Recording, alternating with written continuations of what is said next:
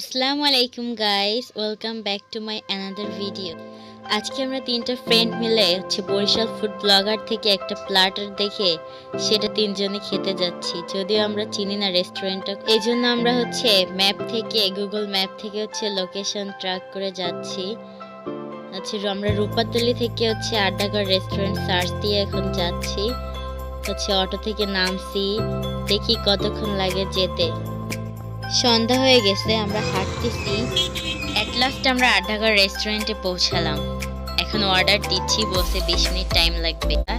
এই সেই প্লাটার যেটা খাওয়ার জন্য আমরা এত দূর থেকে আসছি। রেস্টুরেন্ট চিনি না, তারপরেও আমরা আসছি হেঁটে হেঁটে গুগল ম্যাপ করে, তারপরে আমরা পৌঁছাইছি। এখন আমরা খাবো, খাওয়া প্রায় শেষ, শুধু এইটুকু বাকি আছে।